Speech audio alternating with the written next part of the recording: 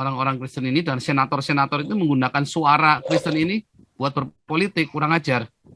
Konyol sekali. Jadi dengan gerakan itu tadi, si Rasul Yohanes itu di Patmos itu dia merimot itu ya, dengan gerakan kasih di 7 jemaat itu, dengan gerakan diakonia itu dan gerakan kekudusan. Tetapi orang-orang yang tulis itu melakukan itu. Makanya saya kok yakin sekali gerakan diakonia ini ada gerakan yang paling tepat.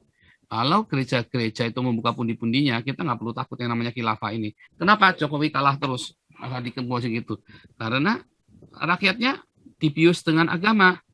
Termasuk gerejanya sendiri kan edan itu dulu pertama kali COVID meledak itu.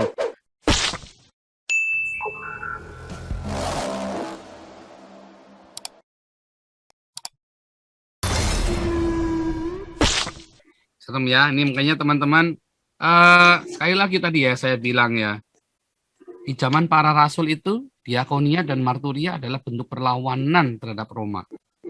Ya, memang kita menjadi orang yang tertindasnya. Ya, dan para rasul itu melakukan remote ke seluruh dunia. Kalau kita ingat Yohanes di Patmos itu ya, penelitiannya seorang doktor teologi yang dari STT Jakarta, Pak, saya lupa namanya Pak Minggus itu ya. Pak, saya panggilnya Pak Minggus, saya lupa nama lengkapnya ya. Jadi dia bilang suratnya Yohanes, 7 surat Yohanes di Patmos itu adalah surat politik. Tapi bukan politik artinya mau menggulingkan negara atau enggak, tapi dia mau surat politik agar seluruh jemaat itu menyebarkan semangat kekristenan ya di dalam kasih, di dalam kekudusan. Karena dua ini ya, kasih dan kekudusan itu adalah gerakan moral yang ini loh, yang mengubah seluruh Roma. Nah, makanya di tahun itu kan tahun 100 kurang lebih kan. Di tahun 100 itu kekristenan itu baru sekitar 10% dari seluruh jajahan Roma.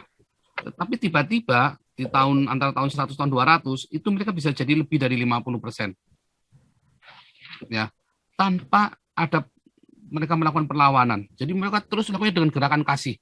Ya, bahkan di zamannya Konstantin itu mereka sudah 70% lebih.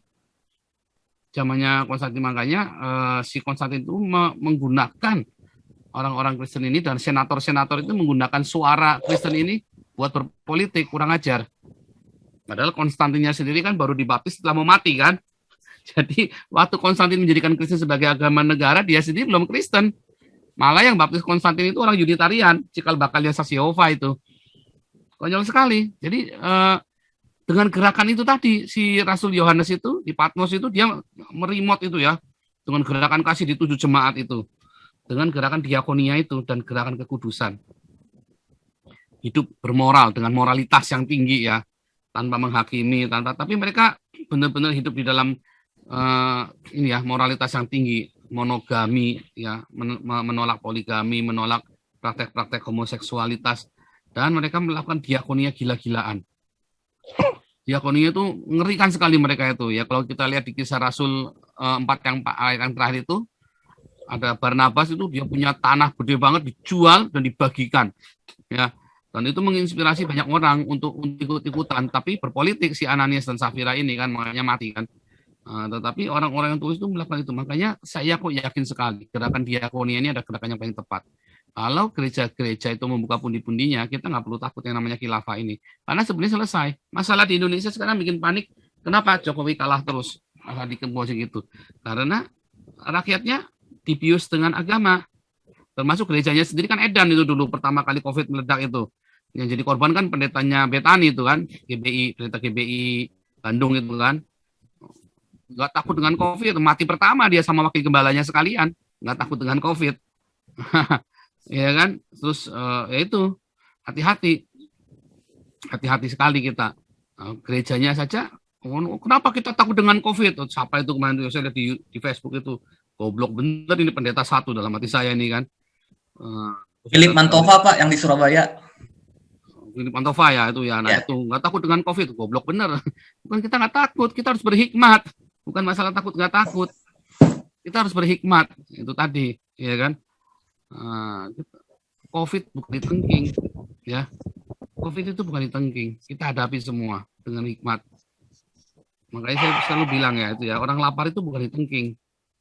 Kalau orang lagi sakit, dia sudah sakit, Kita lihat dulu, kalau dia punya iman, dia bisa sembuh. Nggak punya iman, mana bisa sembuh. Pak Niko juga itu kan, kita tengking, nyatanya COVID tambah edan. Nah, mana Niko, dipanggil dong. Niko, mana lo? Panggil Nikonya tengking COVID itu. Katanya saya disuruh menengking COVID. Sampai sekarang COVID tambah edan. Lagi hitung duit per puluhan dia, nyadar Pak. tuh, lagi hitung duit per puluhan, bener. Apa pada nggak nyadar tuh sekarang itu teman-teman yang di Indonesia itu. Nah, terus yang lapar ditengking sama Gilbert. Saya tolak penjaraan dalam namanya orang menjara karena lapar. Ini ya COVID tambah edan. Banyak orang di PHK tadi ya. Tadi si yang di lapang kita kan dengar suaranya mereka kan, Pak, boleh nggak kita minta buat di rumah? Coba. Itu orang kalau punya dignity dan dia punya duit, nggak mungkin sampai minta begitu. Saya aja nggak tega. Ya kan? Ngelihatnya begitu, kalau dia sampai minta buat di rumah, artinya dia tuh, aduh ini makanannya ayam. Dia langsung ingat anaknya nggak? Ingat lah. Masa gua makan ayam, di rumah cuma makan nasi kemarin lagi. Wah ini ayam, nasinya, berasnya Raja Lele lagi wangi. Ya kan? Terus jangan boleh nggak minta lagi. Dia beli sendiri. Belinya aduh nggak karu-karuan. Ini ayamnya enak, seger. Bawa pulang, saya sampai mau nangis ya tadi waktu dengar tadi. Saya ngalami setahun begitu soalnya. Saya ngalami 1 tahun. Ya, jadi saya tahu rasanya seperti itu. Ya, waktu saya dibagi makanan itu kan. Bawa sekalian buat di rumah anak-anak. Bukan kita lamis, bukan. Memang nggak punya uang. Wah, kelihatannya mah tumpakannya naik mobil tapi nggak punya uang. Ada masanya kita begitu, ada masanya kita nggak ngerti. Ya, dan saat-saat itu lagi begini ya di Indonesia ini. Kita nggak ketebak nih orang miskin, benar-benar miskin, orang miskin yang orang kelihatannya kaya tapi miskin. Nggak jelas semua nih. Di Indonesia lagi karuan semuanya. Dan itu yang mau kita doakan terus, diakoninya gila-gilaan. Ayo teman-teman, kalau Anda yang memang benar-benar diberkati, bukan lumbung-lumbung Anda. Kalau Anda yang memang lagi sedang diberkati, bukan lumbung-lumbung itu, dibagikan. Ya, bagikan. Jangan takut untuk menabur. Nggak akan miskin kamu itu kalau ngasih makan orang. Nggak akan miskin. Ya, apalagi Anda hanya keluarkan hanya 10%, 20% daripada kasih ke Gilbert, daripada kasih ke Niko. Mendingan Anda kasih terang-terangan itu ya, dibagi buat makan. Itu jelas buat makan, buat ngasih makan orang. Nggak akan salah. Tidak akan salah. Ya, tidak akan salah. Ya nggak akan salah ngasih makan orang begitu tuh nggak akan salah. Karena Anda diberkati ngasih makan orang itu. Ya. Nah, kalau Anda nggak punya uang, terlibat bagi-bagi. Terlibat bagi-bagi. Ya, tenaga Anda pun juga itu sangat diperlukan. Karena itu teman-teman banyak yang kecapean itu yang di Jakarta.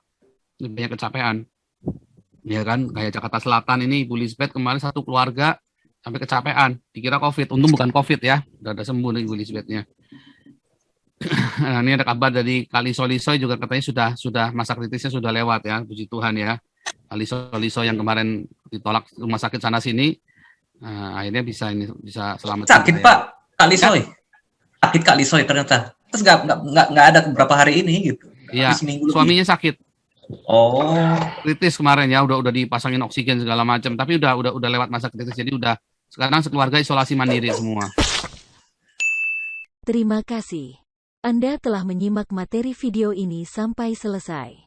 Kami berharap Anda bisa memberi masukan kepada yang lainnya melalui kolom komentar dari sudut pandang Anda yang berbeda. Komentar Anda akan memberikan edukasi atau bahan pertimbangan bagi generasi dalam memahami narasi atau sumber berita yang belum tentu sesuai dengan fakta. Tapi sebaiknya bagi Anda yang belum subscribe, silahkan subscribe terlebih dahulu supaya komentar Anda tidak terbaca spam. Dan bagikan link video ini ke media sosial lainnya supaya teman Anda bisa berbagi pengalaman bersama kita. Terima kasih. Dan enjoy saja bersama Sodron Channel.